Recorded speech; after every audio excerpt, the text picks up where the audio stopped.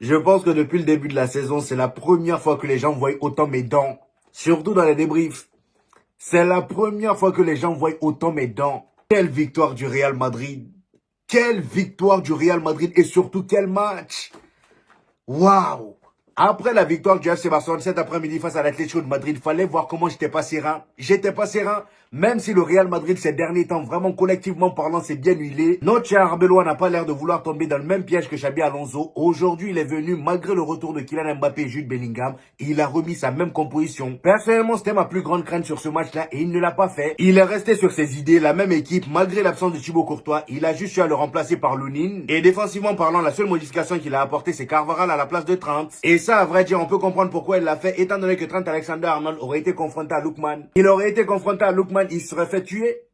Vous voyez ce que je veux dire? Carvajal, déjà même qui a été titulaire aujourd'hui, qui défensivement parlant est meilleur que Trent Alexander-Arnold, même lui, il a souffert. Le premier but qu'on se prend, c'est à cause de lui, même s'il se fait pas terminer par Lookman, mais c'est à cause de lui. Toute la défense d'ailleurs était fautive sur ce but. Cependant, avant même d'en arriver à là, je tiens juste à rappeler que le Real Madrid vient de mettre face à malédiction, face à l'Atlético de Madrid en tout cas. Depuis 2022, on n'avait pas gagné face à eux. Depuis 2022, ça fait 4 ans.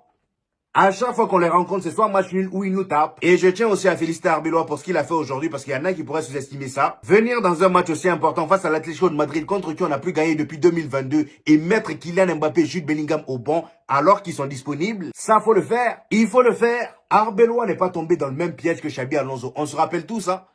Il fut un temps lorsque Xabi Alonso était au Real Madrid, vous vous rappelez la bonne période du Real Madrid? La période où la connexion Arda Güler et Kylian Mbappé avait explosé en l'absence de Jude Bellingham quand ce dernier s'était blessé. Vous vous rappelez? À cette période-là, le Real Madrid en Ligue a enchaîné les victoires. On avait même fait 7 victoires sans Jude Bellingham. Arda Güler commençait de plus en plus à se libérer. Ça faisait des passes décisives à Kylian Mbappé. Et je rappelle qu'avant la blessure de Jude Bellingham, Arda Güler et lui, ça coulait pas.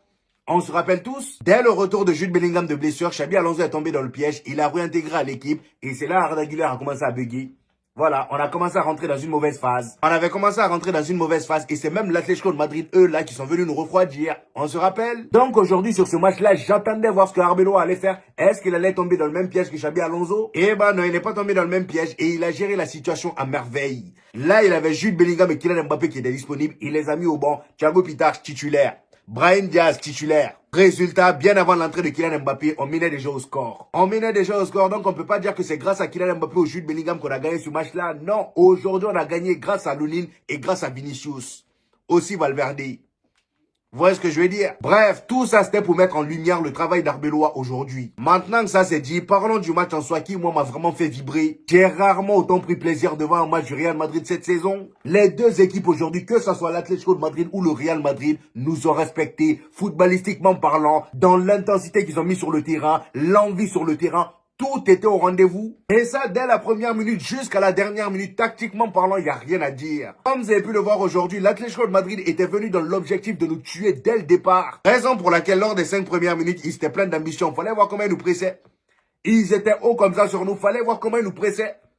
Franchement, ils étaient venus avec des intentions en pensant que le Real Madrid, c'est le même Real Madrid qu'ils avaient chicoté auparavant. C'est pas pareil. Ce n'est plus pareil, l'entraîneur a changé et les joueurs aussi, il y a eu un remaniement. L'effectif titulaire n'est plus totalement le même et le mental n'est plus pareil. Ils ont voulu nous étouffer, sauf que quand ils ont vu que le Real Madrid n'allait pas reculer et que nous aussi on jouait haut, à chaque fois qu'ils avaient le ballon, on les pressait aussi. Et d'ailleurs, en parlant de pressing, le pressing du Real Madrid était tellement bien coordonné, les amis. On pressait tellement bien. C'est ce qui nous manquait. C'est ce qui nous manquait, c'est l'une des choses qui nous manquait. Le milieu était bien coordonné. Je voyais une équipe du Real Madrid qui, balle au pied, vraiment était agréable à voir jouer. Les déplacements, il n'y avait rien à dire. Vinicius et Brahim Diaz devant se déplacer intelligemment. Brahim Diaz qui parfois décroche pour venir au milieu. Vinicius qui colle souvent son côté gauche. Et Valverde, dès qu'il voit que Brahim Diaz décroche, il part en tant que piston sur le côté droit. Ça faisait plaisir à voir, les amis. Donc, dès que l'Atlético de Madrid, ils ont senti l'odeur de la fumée, ils se sont dit, eux là, c'est pas les mêmes. C'est pas les mêmes qu'on a chicoté la dernière fois. 5 buts à 2, si je me rappelle bien. C'est pas les mêmes. C'est là automatiquement, dès la 10e minute, je crois, ou la 15e minute, 10e minute, ils ont commencé à reculer, direct. Ils ont commencé à reculer pour aller s'installer dans leur camp. Ils ont réactivé leur propre style. Voilà. Alors, ils sont venus tester leur nouveau style, le style qu'ils ont utilisé face au FC Barcelone à l'aller de Copa del Rey, là où ils ont fracassé le Barça à l'aller. Ils ont voulu tester ça face à nous, sauf qu'ils ont vu que non, c'est pas même équipe. C'est pas même équipe. Ils sont retournés dans leur camp. Ils ont réactivé leur vilain style là, c'est-à-dire rester dans leur camp et dès qu'ils ont le ballon, ils contre-attaquent dans notre dos. Et franchement, on va pas se mentir, c'est là où on a eu le plus de mal. On a eu beaucoup de mal parce que l'Atlético de Madrid, eux-mêmes, ils savent que c'est notre point faible. Hein? On a du mal à jouer face au bloc bas. Nous, on aime bien les équipes comme Manchester City qui contre-attaquent, qui partent nous chercher. Vous voyez ce que je veux dire? Comme ça, dès qu'on a le ballon, on joue dans leur dos, on contre-attaque. On a Vinicius qui part vite. Vous voyez? C'est comme ça, nous, on aime jouer. Vous voyez ce que je veux dire? Donc, dès qu'ils ont vu que voilà, leur système, leur style de jeu, d'aller nous chercher devant, nous presser haut là, tout ça là, ça n'allait pas marcher. Ils sont revenus à leur style de base et c'est là qu'on a commencé à galérer. On avait le ballon, certes, la possession, le déplacement était là, mais c'était un peu stérile. Vous voyez ce que je veux dire? C'était un peu stérile. Vinicius qui tentait, raison pour laquelle d'ailleurs en première mi-temps, il y avait un peu de déchets voilà, dans le jeu de Vinicius. Il n'était pas si fou que ça. Il y avait que Brahim Diaz qui tentait certaines choses. Valverde aussi était énorme. Et d'ailleurs en première mi-temps, je sais plus c'était à la combienième minute, le gars était venu sur le côté droit en tant que piston. Il reçoit une passe et avant que le ballon n'arrive, il y a un genre de l'Atlético de Madrid qui vient sur lui. Le gars il fait un grand pont au mec. Il part en vitesse dans la surface de l'Atlético de Madrid, place le ballon. Malheureusement, ça tape le poteau. Ça tape le poteau. Valverde aujourd'hui était à un niveau encore une fois, laisse tomber. Ça me fout même la haine qu'il ait pris un carton rouge. Quel carton rouge il prend lui aussi? Un carton rouge bête, mon ami. Franchement, je t'aime bien, mais là, ton carton rouge, il était con. Il était con. Franchement, là, tu viens me briser comme ça, voilà, ton... Comment on dit? En plus, là, ça va être la trêve. Tu viens casser un peu ton rythme. Le gars, il était sur une bonne lancée. Ça fait combien de matchs là d'affilée? Il enchaîne les buts, les passes décisives. Il est décisif presque sur les 3 derniers matchs. Ou 4 derniers matchs, je sais plus. Malheureusement, le Real Madrid, à la 33e minute, on s'est fait endormir par l'Atlético de Madrid qui nous a fait croire que voilà, on est derrière, on va pas contre-attaquer, nani nana. D'un coup, boum, Lookman, côté gauche. 1 contre 1 face à Rudiger. C'est là que j'ai compris que c'était mort. Il y aura but. Il y aura but. C'est là que j'ai compris que c'était mort. Dès que je l'ai vu 1 contre 1 avec Rudiger, je me suis dit, je ne sais pas comment ça va finir, mais je sais que ça va finir dans le filet. Et ça a terminé dans le filet. À cause de qui? Franck Garcia. Franck Garcia n'était pas là. Je sais même pas. Sur la photo du but, même quand tu regardes la vidéo, les replays, il n'est pas là. Je sais pas où il est. Je sais pas où il est passé. Lookman a le ballon devant Rudiger, il fait la passe à je ne sais qui sur le côté gauche, il rentre dans la surface et pendant qu'il rentre dans la surface, tu vois bien Carvajal, on voit bien que Carvajal voit Lookman rentrer, Lookman est tout seul, au lieu d'aller le prendre, non, il est là, il le regarde, sous tension, endormi. Et là, le joueur à qui Lookman a fait la passe à son tour à Simeone, Simeone avec un double contact, je ne sais pas si c'est double contact, talonnade. Il n'a même pas cherché à contrôler ou comprendre quoi que ce soit. Non. Il a enchaîné directement avec une talonnade. C'est venu sur, comment ça s'appelle, Lookman, qui était tout seul. Et c'est là maintenant que Carvajal essaie de se bouger. C'était trop tard. Lookman met le but dedans. Voilà. Lookman met le but dedans. Tellement on était endormis. C'était de la faute de Franck Garcia et Carvajal. Et ils nous ont endormis sur ce premier but-là. Et franchement, la passe de, comment ça s'appelle, Giuliano Simeone, franchement, c'était incroyable. La talonnade était tellement rapide que même moi, j'ai pas suivi. Vous vous rendez compte? Après ce but-là, le Real Madrid a continué à avoir le contrôle du ballon. L'Atlético de Madrid, de toute façon, ils se cassaient pas la tête. Ils ont activé leur système, ils restent devant, même s'ils ont marqué, et ils continuent sur le même système. On reste derrière, dès qu'on récupère, boum, devant. À un moment même, il y a Llorente qui avait failli marquer. Je sais pas si c'est avant qu'il ne marque le premier but ou après. Llorente a failli marquer. C'est d'ailleurs sur cette action que Carvajal l'a découpé le pied. Je sais pas pourquoi l'arbitre n'a pas sifflé penalty, mais moi, à sa place, j'aurais sifflé penalty, hein. Parce que pour moi, il y avait penalty. Carvajal ramasse d'une manière carrément. Llorente a coincé sa tête par terre, hein. Vous vous rappelez, en première mi-temps, le gars il se fait tacler, son tir passe quand même. Heureusement que Lunin était là, il fait un arrêt, le ballon le glisse un peu dans les mains, mais il reprend. Lunin qui d'ailleurs sur ce match-là nous a fait oublier Thibaut Courtois. Il a été monstrueux. Le nombre d'arrêts de malade mental qui nous a sorti. Tous les buts qu'il s'est pris là, franchement, même Thibaut Courtois, je pense pas qu'il arrête. Hein. Surtout le but de, le but de Molina, impossible pour Thibaut Courtois. Même Thibaut Courtois n'arrête pas ça. Vous voyez? Donc, pour moi, Lunin aujourd'hui, top performance de sa part. La première mi-temps se termine sur un score de 1-0 pour l'Atlético de Madrid. Et là, en deuxième mi-temps, le Real Madrid devait égaliser et rajouter un but. Étant donné qu'aujourd'hui, on n'avait pas droit à la défaite. On n'avait pas droit à la défaite. 7 points d'écart, ça aurait été cuit.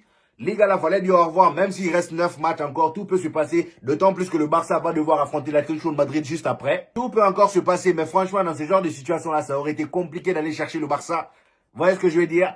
Heureusement que le Real Madrid s'est réveillé et ça d'ailleurs ça m'a fait plaisir. J'ai revu mon Real Madrid qui sait faire des remontadas, qui a le mental, qui même à 1-0 ne lâche pas l'affaire. Vous voyez ce que je veux dire? Dès le début de la deuxième mi-temps, à la 52e minute, on a notre cher Brahim Diaz qui était en pétard ce soir, même si c'était pas son meilleur match. Je l'ai quand même trouvé très bon moi. Le gars il part, il crée un penalty. Le défenseur bête là, comment il s'appelle? Le défenseur de l'Atlético Madrid, je sais même plus comment il s'appelle. Le gars il allait créer un penalty à 2 balles là. Brahim Diaz est tombé, je dis c'est très bien mon ami. Penalty pour notre cher Vinicius. Vinicius récupère le ballon et lui aussi me choque. Quel penalty! Je crois que c'est le plus beau, franchement, le penalty le plus rassurant de Vinicius que j'ai vu. Parce que la plupart du temps, les penaltys qui marquent là, toi-même, tu sens que s'il y avait un bon gardien là, il allait rater. Parce que souvent, il tire d'une manière, tu sens que lui là, il est pas très rassurant. Sauf qu'aujourd'hui là, il a tiré, mais propre. Il a tiré, mais propre. C'est parti à une vitesse. Il n'a pas fait de simagrées, les chauds moutons, les coloris là. Il n'a pas fait ça. Voilà. Le gars, il égalise et à partir de là, l'Atlético de Madrid commençait à bugger. Et en parlant de bug, il y a leur défenseur qui a bugué juste après. En l'espace de 10 minutes, même pas. En l'espace de 10 minutes, il y a Jiménez qui a bugué. Valverde lui fait un pressing. Bon, ça part aussi d'une mauvaise passe de son coéquipier. Valverde lui fait un pressing, il récupère le ballon. Vous savez que Valverde face au gardien, il rigole pas. Déjà qu'à distance, ça rigole pas. Alors imaginez face au gardien. Bon, il a quand même rigolé en première mi-temps. Je dis ça comme si il a rigolé en première mi-temps en tapant la barre. Vous voyez ce que je veux dire? Après son pressing sur Jiménez, il récupère le ballon extérieur, il marque 2-1 en l'espace de 10 minutes. C'est là je me suis dit, ouais, ce Real Madrid là commence à me rassurer. Finalement, qui est le Bayern? Qu'est-ce qui veut dire Bayern? Franchement, on n'a plus peur. Venez. Surtout au Santiago Bernabéu, il y a Vinicius qui vous attend. Il y a Vinicius qui vous attend. Parce que Vinicius, il va falloir commencer à ouvrir son dossier. Dans les grands rendez-vous, Vinicius, il va falloir qu'on en parle. Au Santiago Bernabéu, c'est lui le patron. Au Real Madrid, en tout cas, c'est lui le patron. Qu'on le veuille ou non. C'est vrai que Kylian Mbappé, c'est celui qui marque beaucoup. Mais dans les grands rendez-vous qui est là, Vinicius. Ça fait 2 doublés consécutifs. Face à Manchester City, il claque un doublé. Et aujourd'hui, doublé. Voilà. Il est inarrêtable. 10 buts sur ses 11 derniers matchs. Qui le peut? Qui le peut? Ça là, ça sonnait pas bien dans ma tête. Qui le peut? 10 buts lors de ses 11 derniers matchs. Vous vous rendez compte? Franchement, aujourd'hui, il était en pétard. Après le deuxième but marqué par notre cher Valverde, à la 66e minute, il y a Bolina qui est venu. Et la chair de poule. Quel but! Ouais. Il a marqué un de ses buts, les gars. Le pétard qu'il a mis. J'étais devant ma télé, j'ai applaudi. Je dis non, là, même si c'est même si c'est l'Atlético de Madrid, applaudissons. Ça, c'est le football. Le but était magnifique, les amis. Franchement, pour ceux qui n'ont pas regardé le match, allez-y, vous voyez, je vous mets une capture. Le gars, il a lâché un pétard, je crois, à 30 mètres ou je ne sais combien de mètres de la surface du Real Madrid. C'est rentré, l'unique, c'est impossible. Même Thibaut Courtois, comme je vous ai dit, pouvait pas arrêter ça. Impossible. Et le gars, après avoir marqué, il est allé célébrer comme ça. Il m'a même rappelé Valverde. Je sais pas où, regardez. Ça vous rappelle pas Valverde? C'est Valverde qui célèbre comme ça, comme un fou. Il m'a rappelé Valverde. Même but que Valverde, même célébration que Valverde. Chapeau. Et à partir de ce moment-là, malgré la domination du Real Madrid, le match pouvait basculer d'un côté ou d'un autre. Voilà. Ça pouvait basculer de n'importe quel côté. Heureusement qu'encore une fois, notre cher Vini. Donc à la 72e minute, après l'entrée de Kylian Mbappé, notre cher Trent Alexander-Arnold sur une contre-attaque du Real Madrid. Trent fait une magnifique passe. La passe traverse le terrain, ça part sur notre cher Vinicius. Vinicius devant la surface, vous le savez déjà, il active sa spéciale. Enroulé, c'est rentré. Enroulé, c'est rentré. Vous voulez marquer des beaux buts, on va marquer. Marquons. 3-2. Voilà. 3-2. Juste après ça, il y a Jude Bellingham qui rentre en jeu. On aurait pu aggraver le score. Mais malheureusement, Valverde prend un carton rouge. Ça m'a fait mal. Parce que comme je vous ai dit, la faute était bête. Vous voyez? Il fait la faute, pile poil devant l'arbitre. L'arbitre donne un carton rouge. Pour moi, c'est mérité. Même si c'était pas, voilà, mal intentionné de sa part. Mais en tout cas, quand moi je vois l'action, je vois quelqu'un qui est énervé. Alors que pas du tout. Vous voyez ce que je veux dire? Donc, en ce qui concerne le rouge, là, on va pas trop tergiverser. On a gagné, c'est l'essentiel. Voilà, on a su tenir 10 minutes, les amis, à 10 contre 11. C'est le plus important. Ça, c'est mon Real Madrid. Ça me fait plaisir. Voilà. Nos dents, là, commencez à vous habituer. Hein. Vous allez voir ça pendant longtemps. Hein? Habituez-vous. Moi, si j'ai des dents, hein. Commencez à vous habituer à voir nos dents. Voilà, même si on n'a pas des dents blanches à 100%, mais on s'en fout. Commencez. Vous allez subir nos dents, tous nos ennemis. Apprêtez-vous, les Barcelonais, Bayern. Commencez. Voilà, s'il y a des supporters de l'Atlético de Madrid aussi, allez-y dormir. Vous, on vous a déjà tabassé aujourd'hui. Non, on a même pas envie de tergiverser avec vous. On n'a même pas envie de discuter avec vous. Vous voyez ce que je veux dire? Donc voilà, très très belle victoire de la part du Real Madrid. J'espère que la suite sera autant croustillante qu'aujourd'hui. Bref, c'était tout pour aujourd'hui les amis. J'espère que vous avez kiffé la vidéo. Dites-moi en commentaire ce que vous en avez pensé. J'hésiterai pas à vous répondre comme d'habitude. N'oubliez pas le petit pouce bleu qui fait toujours plaisir les gars. Ça aide au référencement. Pour tous ceux qui viennent de découvrir cette chaîne, ici on fait des vidéos débriefs des matchs du FC Barcelone et du Real Madrid. Et quand il n'y a pas de match, on fait des vidéos actualité. Donc abonnez-vous pour ne rien rater. Et on se dit au prochain épisode les gars.